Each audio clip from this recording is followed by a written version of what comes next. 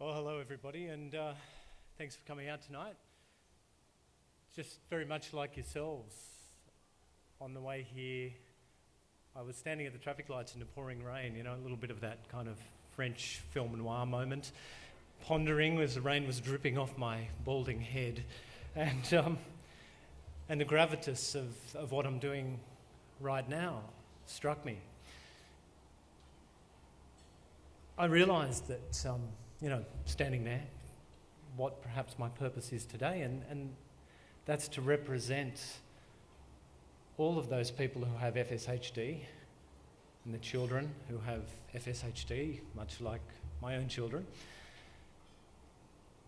And that's quite huge, but it's an incredible honour. During this talk, I'm going to invite you a little bit into our personal life, which, with your permission, we don't often do, but I think it's a good story to tell and help you understand what's going on. So back to the purpose, why are we all here? That's what I was also thinking while I was waiting for that funny green man to appear at the traffic lights. And I thought, well, yeah, we're here for a good time, absolutely, and it's been a great time. We're here perhaps to feel good, to do something great, to help out a good cause, absolutely. Here to celebrate all sorts of things. But I think fundamentally, I believe we're here as a sense of hope, to create hope. And I look around here, been looking at a lot of the faces around here, and I see that hope. I'll talk to you a little bit more about that later. FSHD is a terribly pervasive beast. Just the other day, we were going through a camera, memory card, and sitting down and having a look at some old photos with the kids and remembering some good times. And there was a photo of Sophie, my 7-year-old, and sitting there. At the time, she would have been about 4. She had a fabulous smile, and like many of you who've got children, people come up to you in their younger years and say, oh, your child, it's just a stunning smile, it's a beautiful smile. It's always a lovely thing to hear. But just for a moment, my wife Katie and I looked at each other, and it dawned on us, we hadn't realised, but Soph doesn't smile anymore. And that's happened quite quickly. It's a pretty ordinary thing, and just kind of keeps getting worse. So let me invite you into what it is that we've had to do. A little bit of a glimpse in our family. This is one of many stories, and some of you out there will have your similar stories. Our daughter Sophie, when she was young, she wasn't quite meeting those milestones. The walking wasn't going so well. Wasn't happening, wondering what was going on. Got it checked out, all sorts of misdiagnosis, and thanks John and Bill for pointing out the fact that absolutely this is a misdiagnosed condition, and it's quite damaging to families to go through that process, being told your child's got global delays or cerebral palsy or a myriad of other things we were told, only to finally find it was FSHD. And I was talking to John Rusko just recently and saying, look, we've got one of the most renowned paediatricians. We're quite lucky. But he had to go to a textbook and photocopy a page to understand what FSHD was. We've got twins who are currently 5. They're fraternal twins, Emma and Claire, and it appears as though Emma's probably got FSHD as well. Yet, fascinatingly, Claire doesn't. Sophie, as she's become older, she struggles with fatigue. She struggles to walk any long distance. She has a powered wheelchair. She has a manual wheelchair. She is having trouble, with her arms, and I'll talk to you more about that later as well. Yet we have this other child, Claire, who, the other twin, who seems quite fine at the moment. Fingers crossed.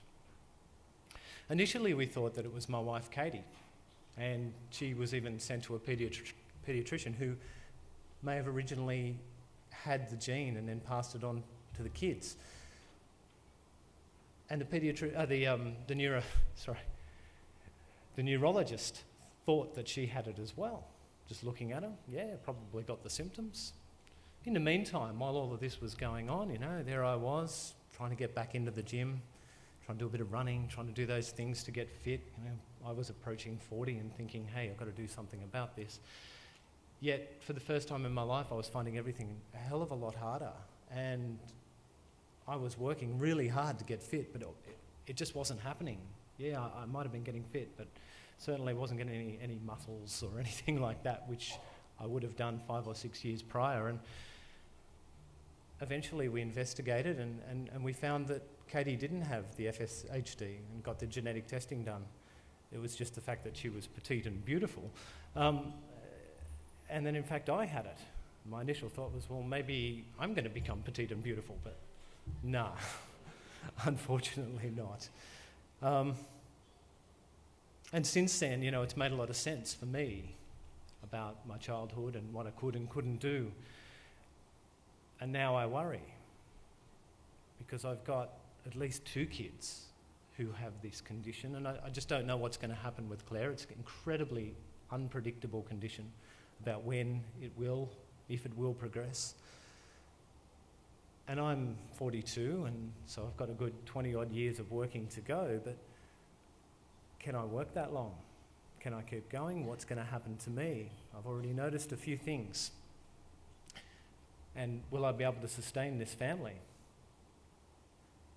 Will I be able to ensure that we get that special house with all of the accessibility features that we need? Well, time will tell. Maybe a bit of hope. So I've touched on some of the symptoms already. And we try to forget about them in our daily lives, but we keep getting kicked in the guts. I was recently listening to a song from the Counting Crows, and to paraphrase a line, something about I've been shucking a lot of oysters recently, but I haven't been getting many pearls. I can tell you that's our life right now, and it has been for the last 5-6 years. I ran into a colleague before coming down here on Thursday night. I'm a school teacher. And he said to me, oh, what are you doing?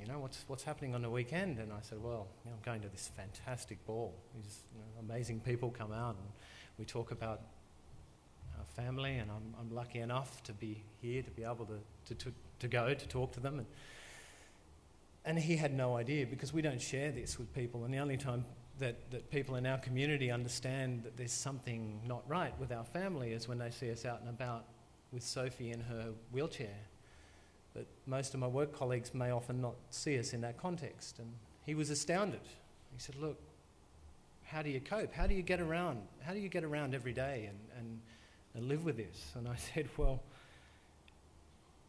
I felt sick, I have to say. It's always sickening talking about it, even right now. And I said, look, you just got to keep going, because the reality is there's no treatment, there's no cure, there's no government funding. There's nothing we can do. We've just got to have hope. We've got to find the hope. And I look out here now and I see the hope.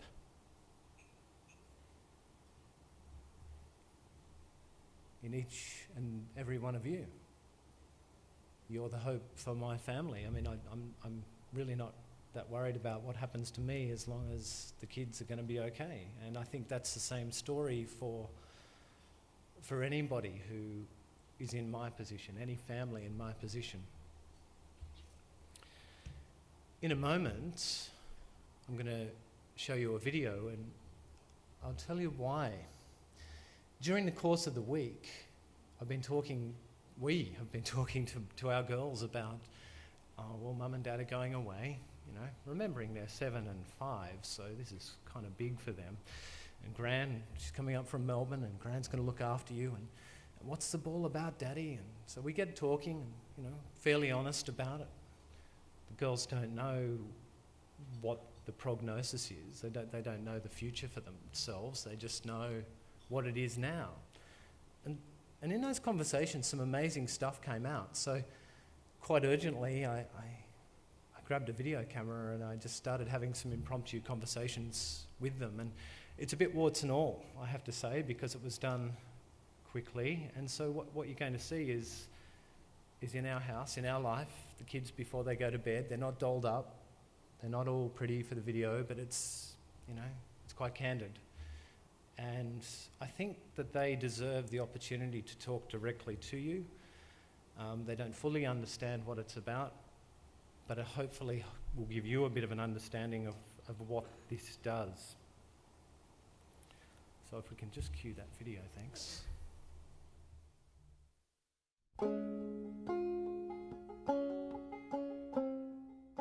Muscular Dystrophy, APO, Scaprial, Humerial.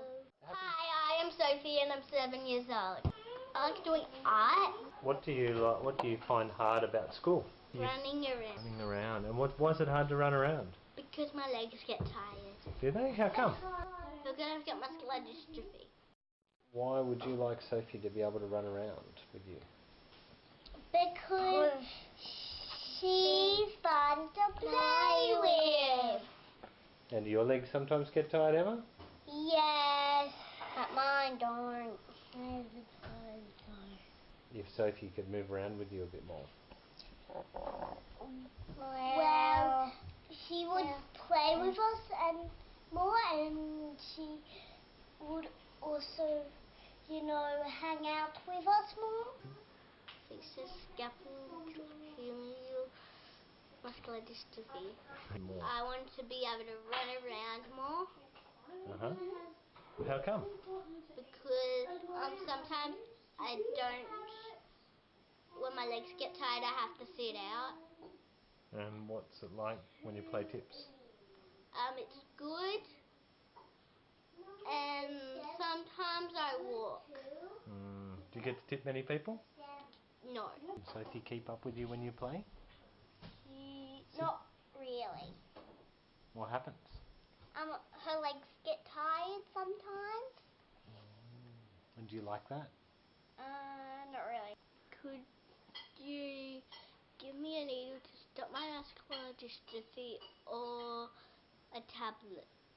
Because I want to be like other people, like other kids that don't have them.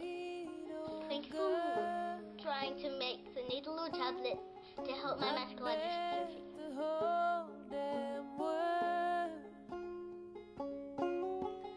We're gonna make it, yeah, to the end of the road.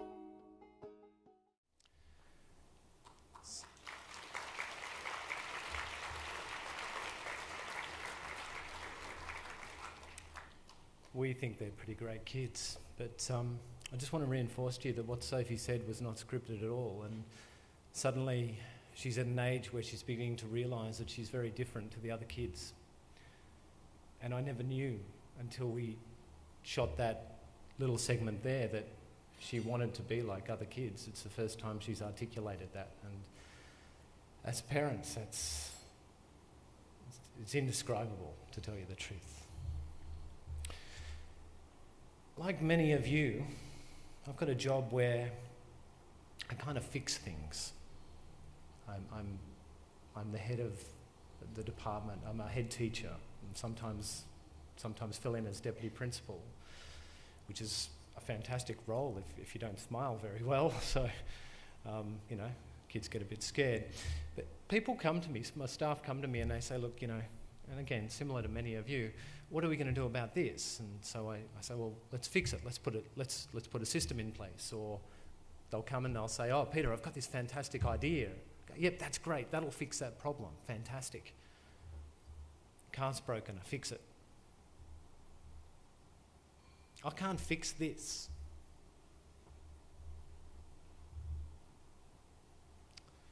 John Rasco, he can't fix this by himself.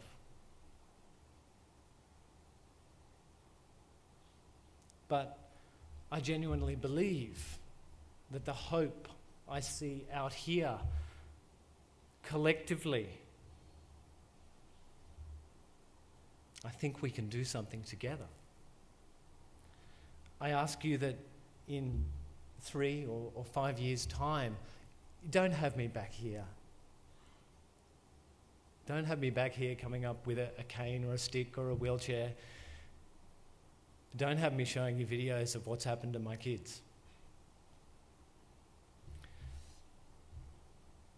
Collectively, we can do something about this, and you can contribute to that, and we can do something about this now.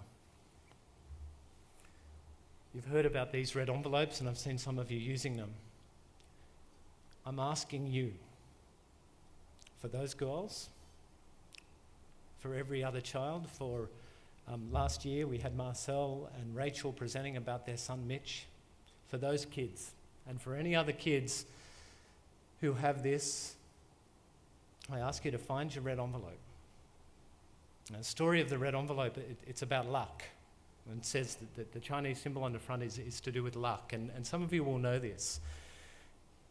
But it's a Chinese tradition to put an empty envelope, to give it to the children from the older people in the family. And originally, there was no money in it. It was a passing down of good luck, of good knowledge, of goodwill from the old to the young. You now can have the opportunity, please, to pass down something really great to the young people who have this terrible condition.